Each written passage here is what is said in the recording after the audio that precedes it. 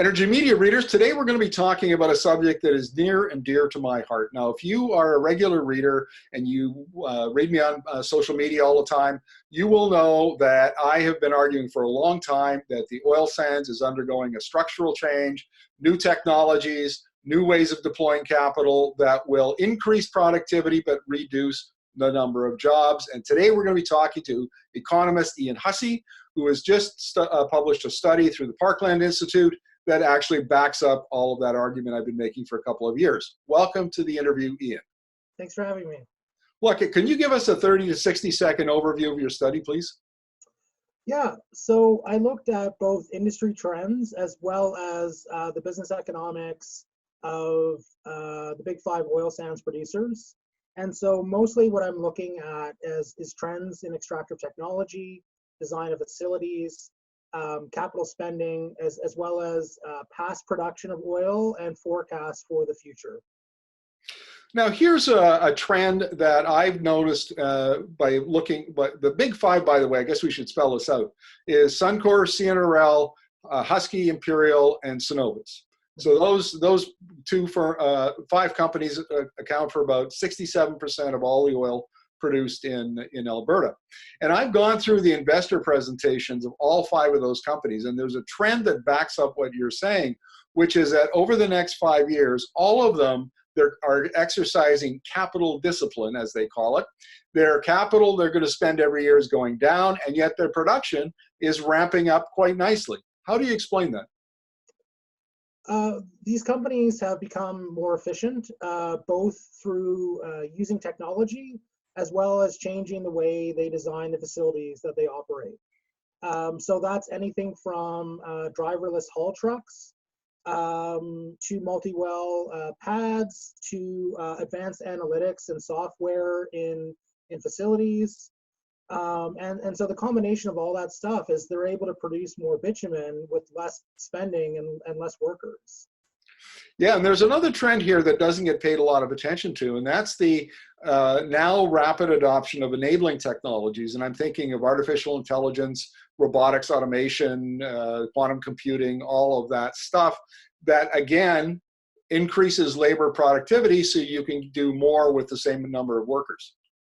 Absolutely. So one of the graphs we have in the report looks at overall oil and gas productivity gains from 2011 to through 2019, as well as oil sands. So oil sands productivity since 2011 has gone up 72% per employee. So that's massive, which means I want to say too, these trends started before the oil price crash in 2014. You probably are aware of that. They accelerated since because there were mass layoffs from 2014 to 2016. A lot of staff with a lot of skills and education and experience got laid off. And in some cases, they got hired back. In many cases, they did not. And that's unfortunate, but that's the reality we've been living in Alberta for the last 5 years. That's exactly right. I hear all the time about how veteran, petroleum engineers who thought they had a career for life have been walking the streets looking for a job in Calgary for the last 5 years. I mean, this is a serious problem. And the issue of increasing productivity, the experts I've talked to about this suggest that this is just the beginning. There's lots more. I mean, literally, companies like Husky, for instance, I've interviewed their innovation group leader.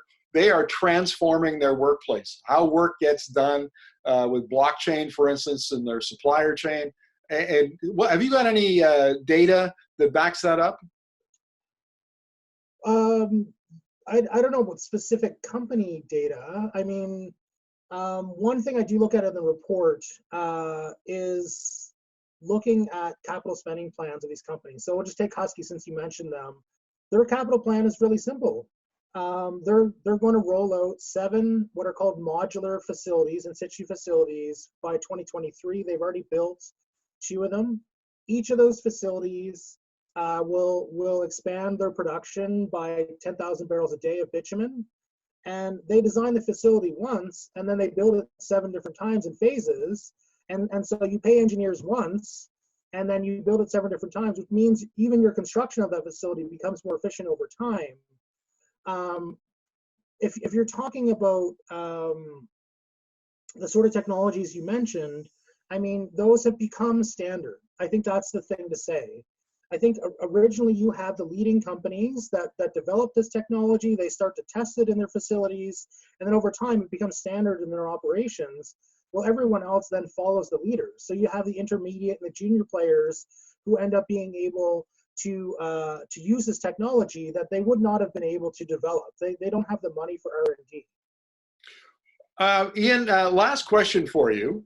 What are the top 2 takeaways from your study? The top 2 takeaways are it's unlikely that the 35,000 oil and gas jobs in Alberta are going to come back in the future, and that's because capital spending is going down, technology is being advanced, and companies are using modular facility design. I would say as well, if you look at a carbon-constrained world in the long term, the big 5 companies are figuring out ways, and many have already figured out how to operate in a carbon-constrained world.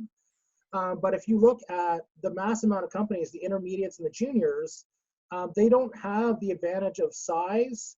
They don't have the advantage of being vertically integrated, meaning they own refineries as well as gas stations. So they don't have those multiple business segments where they can bring in revenue. So right now, of course, you might not make money on production, but you're going to make money in your refineries if you own them. If you're a Suncor or an Imperial, well, if you don't own refineries, what is your backup to your production? You just have your production, which is going to lose money, but you got to keep pumping as long as you can, right? So that's the concern long term, is what the rest of the industry is doing outside of the big 5. Ian, thank you very much for this. Really appreciate it. I am going to go through your study with a fine-tooth comb, and I promise you I will have you back on so we at least a couple times so we can really go through this, because I think that from an Albertan point of view, the people own the resource, and the deal always was that there would be jobs that came out of this development instead of shedding jobs all the time. And so it's really important, I think, from my point of view, that Albertans understand this trend. So thank you very much, and we'll be talking to you again in the near future. Absolutely. Look forward to it.